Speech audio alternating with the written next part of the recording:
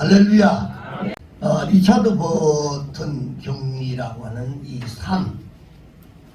삶이라고 하는 이 책에서 그의 부인은 세상에서 4가지 유형의 사람들이 있다 라고 말하면서 사람들을 이렇게 분리를 합니다.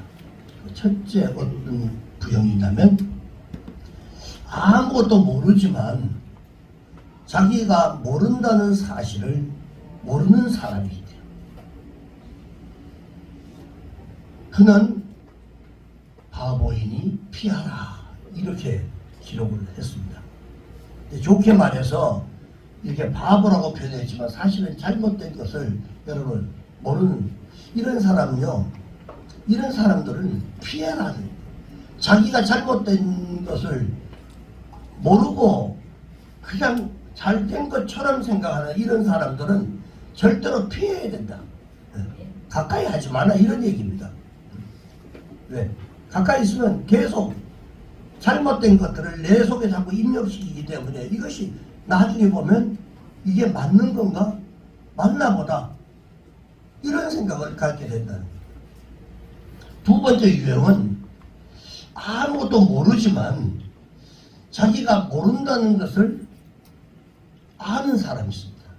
아 그래 내가 부족하기 때문에 아마 나도 모를 수도 있어 이렇게 생각하는 사람. 이런 사람은 어떤 사람이냐면 단순한 사람이기 때문에 이런 사람들은 가르쳐야 된다라고 얘기를 합니다. 이것은 이거 이렇게 해서 이게 잘못된 것이고 이것은 잘된 것이다라고 가르쳐줘야 된다는 겁니다. 그래서 이런 사람들은 소망이 있습니다. 왜? 가르치면 그리고 따라하고 그것을 배우게 되면 소망이 있는 사람이랍니다. 세 번째 유형은 알고는 있는데 자신이 알고 있다는 것을 모르는 사람입니다. 이런 사람은 자고 있는 사람이기 때문에 자꾸 깨워줘야 된다. 어떻게 하면 되는지 해답을 다 본인들이 알고 있어요. 그런데 그것을 해답을 가지고 있음에도 불구하고 모른다는 거예요. 그걸 내게 해답이 있다는 사실을 모르고 살아가는 사람들. 이런 사람들은 계속 잠자고 있기 때문에 자고 있는 사람이기 때문에 자꾸 깨워줘야 된다. 자극도 주고 그렇게 해야 된다는 거. 그 다음 네 번째 유형은 알고 있고 자신이 알고 있다라고 하는 사실을 아는 사람. 이런 사람은 현명한 사람이기 때문에 이런 사람들을 따라다니라고 했습니다. 따라다니라. 이게 무슨 얘기냐면요. 깨달음의 문제를 얘기합니다. 깨달음. 깨닫는 것. 사람이 무엇을 깨닫는다는 것이 정말 중요하죠. 그래서 그것도 빨리 깨닫는 것은 그만큼 그 사람의 인생 가운데서 정말 큰 영향을 미칠 수 있는 이런 일들이 그 인생 가운데 일어나는 겁니다. 그래서 때로는 우리가 미리 깨닫지 못한 것을 인해 가지고 때로는 아파할 수 있습니다. 아, 내가 우리 부모님에게, 내 이웃에게, 내 자녀들에게 잘 했어야 되는 건데 라고 하는 거예요. 이걸 늦게 깨달으면 그만큼 자신의 삶을 후회하게 된다. 그래서 구약 성경에 보니까 욥이 이런 고백을 합니다. 욥기서 34장 32절은 내가 깨닫지 못하는 것을 내게 가르쳐 주소서. 가르쳐 달라. 그러면서 내가 악을 행하였으나 다시는 하지 않겠습니다. 라고 자기가 깨달았기 때문에. 근데 깨닫지 못하면 결국은 자기를 고칠 수가 없습니다. 우리의 신앙의 삶도 마찬가지입니다. 내가 신앙생활을 지금 잘하고 있는가? 내가 믿음 생활에 다른 믿음 생활을 가지고 하고 있느냐? 라고 하는 이런 부분들을 깨닫지를 못하면 고칠 수가 없어요. 근데 깨달으면 고칠 수 있는 가능성이 생긴다라고 하는 거죠. 인간은 자기 자신을 깨닫지 못한 채 말하고 행동하기가 쉽다는 거예요. 그래서 가끔 하던 일을 멈추고 자신의 언행심사 그리고 반성한 이런 것들을 반성하는 성찰의 작업이 절대로 우리가 필요한 조용한 시간이에요. 자신을 돌아보는 시간. 그래서 너무 바쁘게 사는 거 좋은 게 아닙니다. 여유를 가지고 그 여유는 사람이 24시간 다 바쁩니다. 그런데 이 여유는 자기가 바쁜 시간을 잘라내고 그 여유를 찾지 않으면 할 수가 없는 것이 바로 이 여유입니다. 그래서 자신을 돌아보고 자신을 잘못된 것들을 깨닫고 내가 내 인생을 이렇게 사는 건 아니다라고 하는 것을 깨닫고 돌이키고 그래야만 성장이 있고 발전이 있습니다. 그래서 여러분 깨달음이라고 하는 것은요 이 지각, 이해 그리고 통찰력 이런 것과 똑같이 전부 다 뭐예요? 마음의 작용입니다. 마음의 작용인데 인간은 죄로 인해서 영적 지각과 센서가 여러분 다 말살이 되어버렸습니다. 그래서 여러분 죄가 우리의 총명을 어둡게 해버렸고 마음을 둔하게 만들어 버려가지고 결국은 영적인 것에 관해서는요 보지도 깨닫지도 못하는 이러한 상태가 되었습니다. 그래서 우리가 기도가 필요한 거고요. 하나님이 필요한 거예요. 영적인 삶이 필요한 것이 왜냐하면 내가 죽어있던 것, 닫혀있었던 이런 것들을 하나님이 우리에게 열어주셔야만 우리가 깨달을 수 있고 볼 수가 있다는 말이죠. 그래서 여러분 육신의 눈은 멀쩡해서 잘 보이지만 영적인 눈은 우리가 감겨있고 그리고 또 그뿐만 아니라 마음은 목석처럼 감각이 없는 이런 상태로 살아가고 있습니다. 자, 새로운 깨달음을 위해서 우리가 이러한 감각이 여러분 다 살아나야 될 줄로 믿습니다. 이제 우리에게 깨달음이 오기까지는 몇 가지의 과정을 통해서 가능한데 그 시각, 청각, 후각, 그리고 미각, 촉각 이것을 이제 소위 말하는 인체의 오간이라고 이렇게 얘기를 합니다. 그래서 시각과 청각과 후각과 미각과 그리고 촉각이라고 하는 이 오간을 통해서 우리가 감각을 하는데 먼저 우리가 보는 데서는 깨달음이 오는 경우가 많습니다. 보고 깨닫는 것이 굉장히 많습니다. 근데 백문이 불여일견이라고 하는 이 말을 바로 이럴 때 쓰는 거예요. 그래서 라디오를 통해서 보는 것보다는 텔레비를 통해서 보는 것을 더 좋아합니다. 듣는 게 답답하고 듣는 게 뭐 실제로 어떤 거예요. 근데 실제로 TV를 통해서 보면 훨씬 더 빨리 깨닫게 되고 빨리 느끼게 된단 말이에요. 자, 세상 만사가 다 보는 것으로 통하는 이해가 허다한데 그래서인지 몰라도 깨달음이 필요한 것이라고 하면 다 본다라고 하는 이러한 이 이야기를 다 씁니다. 그래서 본다는 것이 바로 깨달음의 가장 기초적인 것이다. 우리가 보는 것이 바로 깨닫는 것이다.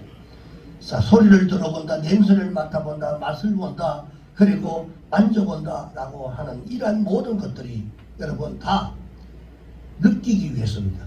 깨닫기 위해서. 그래서 눈이 어두우면 어두운 인생으로 살 수밖에 없습니다. 그럼 눈이 고장이 나면 고장난 인생이라고 합니다. 잘못되면 잘못된 것을 바라보기 때문에 그래서 빨리 고치든지 해야 된다는 거예요. 여러분 보기는 보는데 깨달음이 없으면 고장난 인생입니다. 그래서 보는 데서 그치는 것이 아니라 이제는 깨닫는 데까지 우리가 나가야 된다 라고 하는 것입니다. 자, 그 다음은 사람들은 들음으로 깨닫게 됩니다. 이게 왜냐면 듣는데 여러분 잘 듣는 것이 중요합니다. 세상의 소리를 여러분 우리가 얼마나 많이 듣고 잠자는 시간 외에는 다 듣고 사는데 세상의 소리들을 우리가 다 듣고 있는데 잘 듣는 것이 대단히 중요하다는 겁니다. 잘못된 것을 들으면 아무리 우리가 많이 들어도 깨달음이 올 수가 없습니다. 그래서 요한복음 10장에 보니까 양은 자기 목자의 음성을 안다라고 이렇게 얘기합니다. 자, 이것이 들음으로 오는 이 깨달음입니다. 제대로 듣고 제대로 깨닫고 제대로 따라가야 온전한 양으로 우리가 살아갈 수 있는 것입니다. 그리고 냄새를 맡고 깨닫는 경우도 있습니다.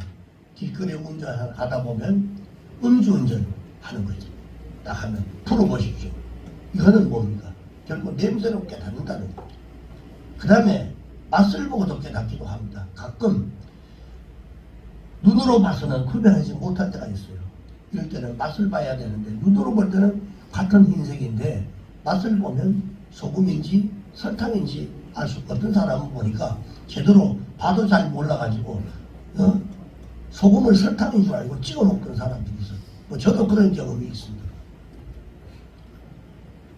그리고 마지막 과정은 만져보고 깨닫는 것입니다. 그래서 손끝에 여러분 눈이 달렸다라고 하는 이 말인데 손으로 만져보고 아 이건 부드러운 것이구나, 이건 거칠구나, 이건 물렁물렁하다든지 만져보고 깨닫는 것입니다. 자, 이렇듯 인간은 누구나 보고 듣고 냄새 맡고 맛을 보고 그리고 만져보는 이런 오감을 가지고 살아가고 있습니다. 그런데 문제는 깨달음이 있는 사람이냐 나가는 겁니다. 만져봐도 깨닫지도 못하고 들어도 깨닫지도 못하는 이런 사람들이 있다는 겁니다. 아무리 훌륭한 감각기관을 가지고 있는다 해도요, 그것을 통해서 깨달아지는 바가 없다면 눈과 코, 귀, 입, 손 이런 것들은 다 우리 액세서리에 불과한 겁니다. 자, 이토록 감각기관을 통한 모든 깨달음도 대단히 중요합니다만 정말 중요한 것이 뭐냐면 영적인 깨달음입니다. 그래서 하나님의 올바른 관계에 금이 가고 있는데도 그것을 깨닫지 못한다면 여러분 이 소생불능의 상태가 되어버립니다. 하나님을 제대로 보지 못하면 깨달을 수가 없습니다. 영적인 눈이 떠져야 하는 거예요. 할렐루야. 이럴 때 모든 것이 제대로 보이기 시작합니다. 그래서 우리가 영적으로 바로 사는 것이 대단히 중요한데 영적으로 바로 살 때만이 바른 것을 볼 수 있고 바로 깨달을 수 있고 잘된 것 잘못된 것을 판단해 갈 수가 있다는 겁니다. 지금까지 보이지 않던 하나님의 세계가 보이고 말씀에 대한 이런 깨우침이 여러분 그리고 믿음이 생겨나기 시작하는 겁니다. 자, 우리는 성령 안에서 하나님의 것을 이해하는 이 센스와 시각을 우리가 자꾸 길러야 합니다. 깨어있기 위해서는 우리는 말씀 안에 있어야 하고 성령의 지배를 받아 살아가야 하는 것입니다. 자, 말씀은 어리석은 자들을 슬기롭게 하고 총명하게 만듭니다. 그래서 예수를 믿으면 지식이 월등해지는 겁니다. 유식해진단 말입니다. 그래서 믿지 않는 사람과 대화를 해보면 아 내가 얼마나 유식한가를 여러분 금방 깨달을 수 있습니다. 그리고 말씀을 깊이 묵상하고 기도할 때 성령께서 지금까지 보지 못했던 것들을 보게 하시고 그리고 주님의 음성을 들을 뿐만 아니라 깨달을 수 있는 것을 깨우쳐 주신다는 겁니다. 여러분 깨달음과 통찰력 그리고 지각이나 이해는 다 하나님의 선물인 줄 믿습니다. 그럼 여러분들이 다 이 선물을 받아 누리기를 주의 이름으로 축복합니다. 주께서 마음의 문을 열어주실 때 깨달음이 오고 진짜 진리를 보게 됩니다. 출애굽한 이스라엘 백성들과 이사야 시대의 사람들이 보고도 보지 못하고 듣고도 듣지 못했던 것은 하나님이 그들에게 깨닫는 이런 마음과 보는 눈, 듣는 귀를 주시지 않았기 때문이라고 신명기 29장 4절과 이사야 6장 9절 10절의 말씀을 하고 있습니다. 그리고 우리가 깨달음을 얻지 못한 것은 우리의 강팍함과 듣는 마음 때문에 하나님의 그 음성 듣기를 거부하고 순종하기를 여러분 원치 않았기 때문에 하나님께 그대로 놓아주신 것이라고 성경은 그렇게 말합니다. 그래서 우리의 이 지각을 깨워주실 것을 우리가 기도할 수 있어야 합니다. 자, 오늘 우리는 앞에 왜 이런 장황한 이런 얘기, 깨달음에 대한 이야기를 했냐면 오늘 이 본문 속에 그 이런 미련 속에 빠지는 한 사람이 기록이 되어 있기 때문에 이 얘기를 정확하게 설명을 했던 겁니다. 베드로입니다. 자, 주님을 죽을 때까지 따르겠노라고 장담했던 이 베드로, 그리고 예수님께서 잡히실 때 용감하게 칼을 들고 달려드는 이 말고의 귀를 잘라버릴 정도로 여러분 정의감에 불탔던 이 베드로, 그리고 이처럼 베드로는 예수님을 지극히 사랑했던 사람이었습니다. 자기 방식대로 사랑을 했던 사람인데, 그렇기 때문에 예수님께서 법정에 여러분 끌려가는 현장까지도 거기에 와 있었던 장본인이 바로 이 베드로였습니다. 그런데 여기까지 베드로가 보여줄 수 있는 자기의 전부였습니다. 그 이상의 것이 아니었습니다. 54절에 보니까 베드로가 멀찍이 따라가니라 라고 하는 말씀을 합니다. 멀찌감치. 자, 이런 모습을 보면 우리가 무슨 생각, 비겁한 모습을 우리가 연상할 수 있습니다. 자, 이런 기회주의가 언제나 문제가 된다는 겁니다. 여러분, 우리도 신앙생활 할 때요, 멀찍이 떨어져서 이래 그렇게 신앙생활 하면 안 됩니다. 항상 그럴 때 문제가 생기는데, 왜냐하면 바르게 믿고 바르게 깨닫고, 그리고 적극적으로 우리가 믿고 깨달아야만 우리가 바른 신앙을 생각할 수 있고, 문제가 생겼을 때 이건 문제가 생기겠다, 바른 판단을 우리가 할 수가 있는데, 오늘 베드로의 모습을 보면서 우리가 이런 모습들로 신앙생활해서는 안 된다는 겁니다. 왜? 가봐서 예수가 불리하면 도망가고, 그리고 이적을 행해가지고 뭔가 나타나면 보좌에 앉게 되면 내가 바로 그의 수제자다 라고 하면서 나설 참이었는지도 모릅니다. 그 마음을. 결과를 보겠다는 이 자기중심적인 이런 신앙, 이것이 언제나 여러분 문제가 됩니다. 그래서 상황에 여러분 따라서 내 신앙이 바뀌는 것은 잘못된 신앙입니다. 상황이 어떤지 간에 주님과 밀착하는 이런 관계, 그런 가까운 이런 관계를 항상 유지하고 우리가 신앙생활이 해야만 문제가 생기지 않는다라고 하는 겁니다. 여러분, 그래서 베드로의 이러한 신앙에 시험이 계속 꼬리에 꼬리를 물고 나타나게 됩니다. 오늘 본문의 내용들이 아주 굉장히 각박하게 이렇게 나타나는데, 이 긍정적으로 적극적으로 우리가 가까이 따라가야 한다는 사실을 우리에게 보여줍니다. 자, 문 밖에 서서 결과에 따라서 결정하겠다라고 하는 이런 생각을 가지고 있으면 자신이 함정을 자초하는 겁니다. 우리 베드로가 이런 모습으로 신앙생활했고 주님을 따랐어요. 그런데 이런 사람들은 시험에 빠질 수밖에 없는 이런 행위를 이 베드로가 했다는 겁니다.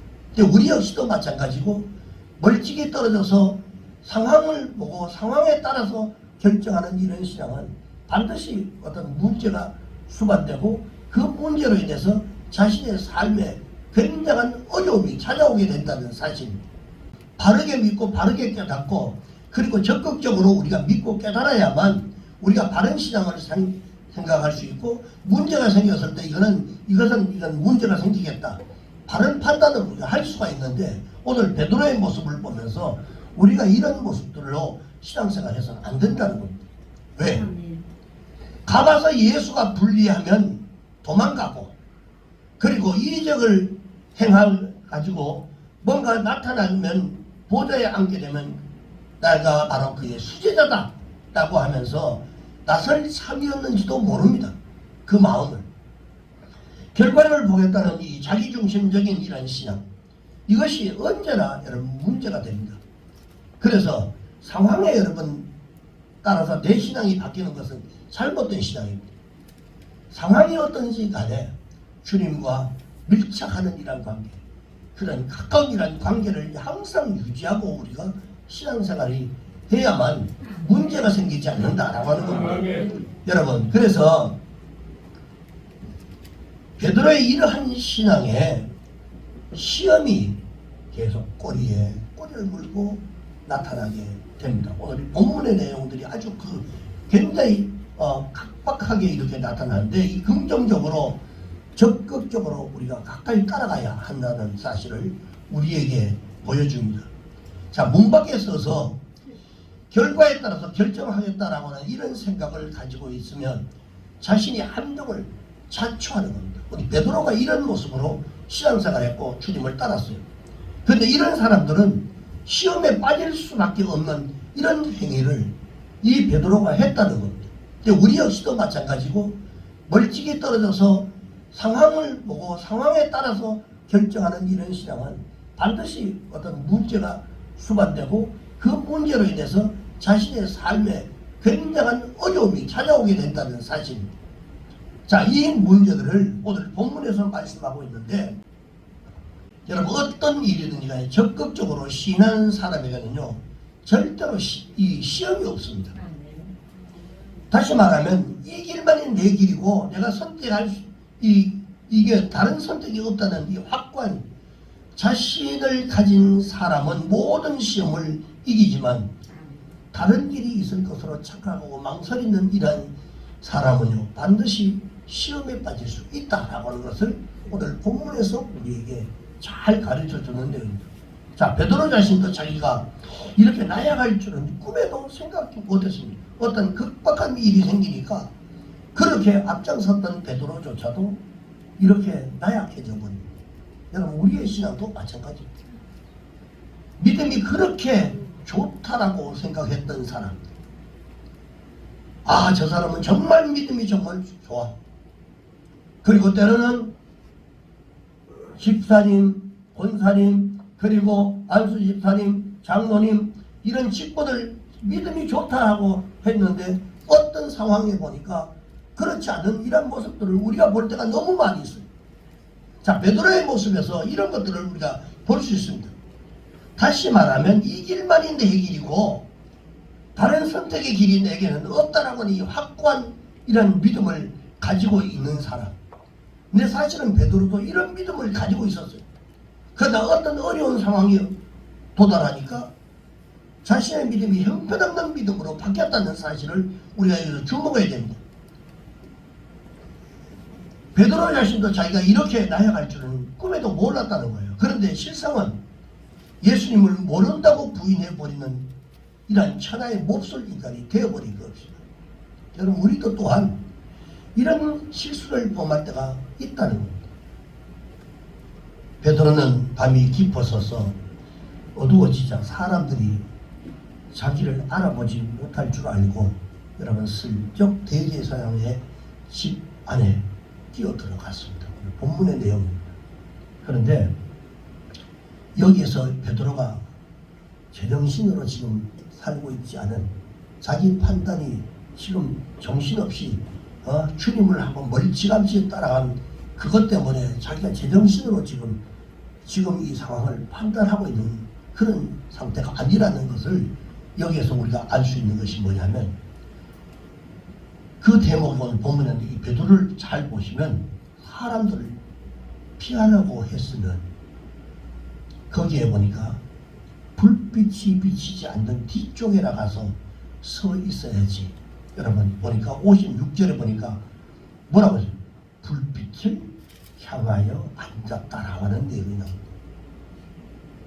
환하게 보이는 불빛에 자신의 얼굴이 노출된 그 자리를 선택해서 앉았습니다.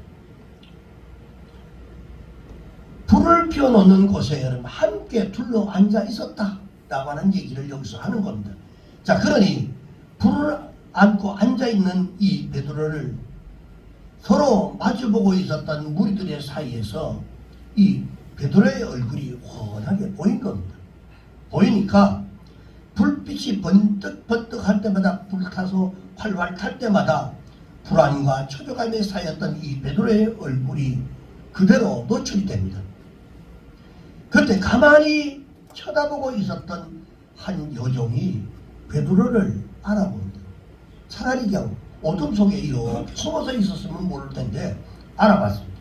오늘 성경에는 이 여종이 베드로를 쳐다보는 것을 뭐라고 했어요? 주목하여 라고 하는 말을 합니다. 주목하여.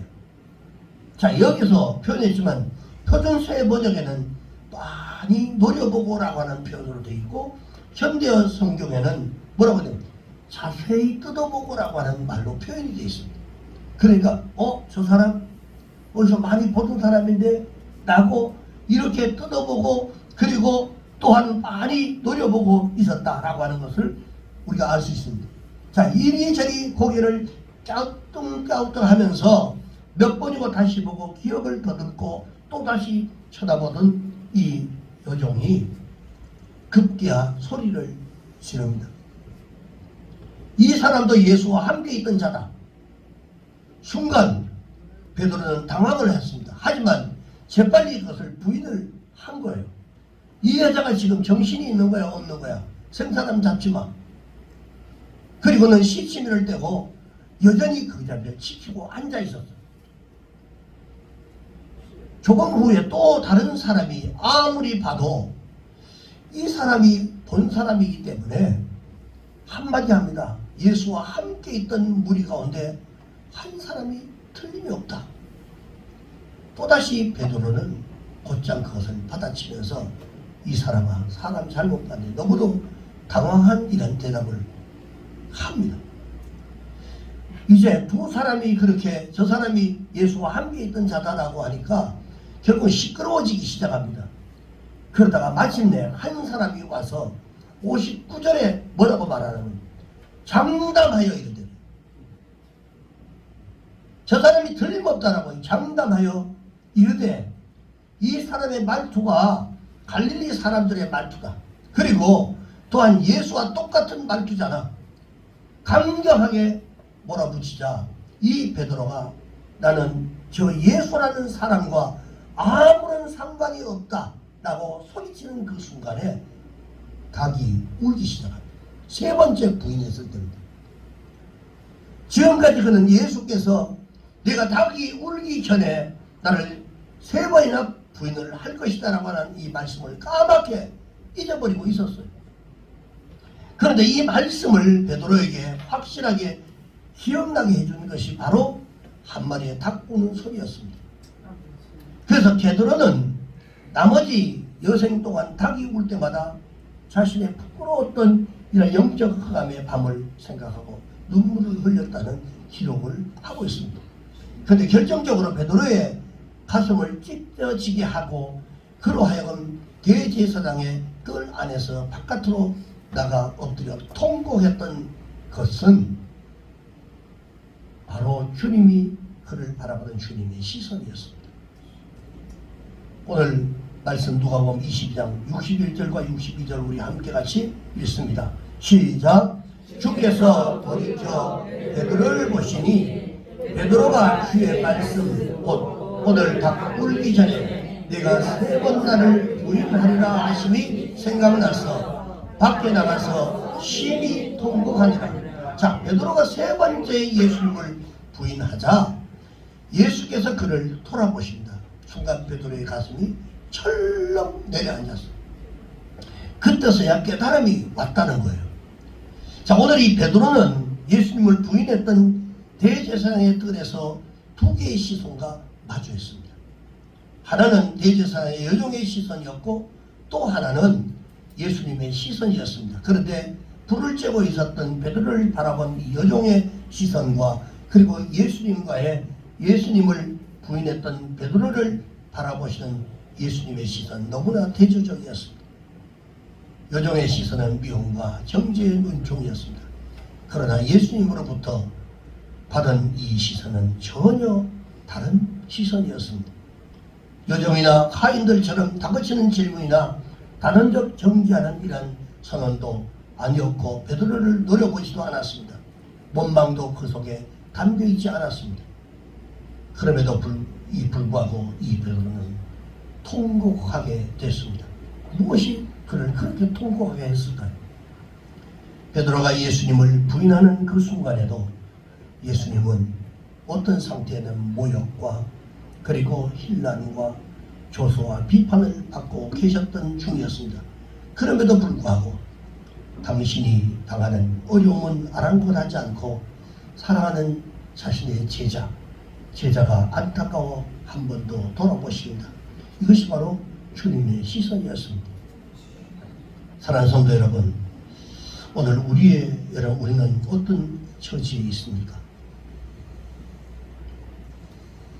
지금 시험에 빠져서 이미 마음으로 예수님을 부인하고 있는 분은 계시지 않습니까?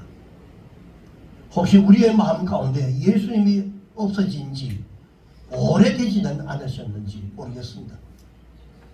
주님을 향한 사랑이 우리 속에 남아있기는 한지 알 수가 없습니다. 지금도 돌이켜보시는 주님의 시선이 우리를 향해 있습니다. 그것을 여러분 느끼시기를 주의 이름으로 축복합니다. 사랑이 없으므로 약해졌고 비참해졌고 비굴해지기까지 한 우리의 모습을 지금도 주님은 보고 계신 줄 믿습니다. 주님의 시선이 언제나 나를 조명하고 계신다는 이 사실을 여러분 꼭 기억하시기 바랍니다. 그리고 나의 마음을 내 내면을 이미 벌써 알고 계신다는 이 사실도 여러분 꼭 기억하시기 바랍니다. 그리고 우리를 향한 주님의 사랑이 우리 속에 담겨 있다라고 하는 이 사실 또한 여러분 꼭 기억하시기 바랍니다. 상처난 우리의 마음을 회복하게 하신다는 그 사실 또한 여러분들 꼭 기억하고 계시기 바랍니다. 그 회복으로 다시 일어나서 살아가게 하시는 것을 여러분 꼭 기억하시기를 바랍니다. 사랑은 여러분 지혜입니다. 그리고 능력이고 힘입니다. 여러분 주님의 그 사랑을 여러분 가지고 계셔야 됩니다. 그래야만 여러분에게 지혜가 오고 능력도 그리고 하나로부터 오는 그 힘이 여러분들에게 공급될 줄 믿습니다. 오늘 주님께서 십자가로 가는 이러한 길목에서 주를 3번이나 이 부인했던 이 베드로를 포기하지 않고 바라보셨던 우리 주님, 그리고 여전히 불신앙적이고 내 의지로 사는 참으로 한심스러운 우리를 향해서 그 사랑의 시선을 돌이키고 계신다는 이 사실을 여러분 꼭 기억하시고, 이 사랑의 시선 앞에 부끄러운 우리의 모습을 과연 어떻게 하면 좋을지를 생각해보는 그런 시간이 되기를 주의 이름으로 축복합니다. 오늘 이 성찬을 통해서 우리 자신들을 돌아보고 다시 한번 주님의 시선을 의식하는 여러분의 삶이 되기를 주의 이름으로 축복합니다. 기도하겠습니다.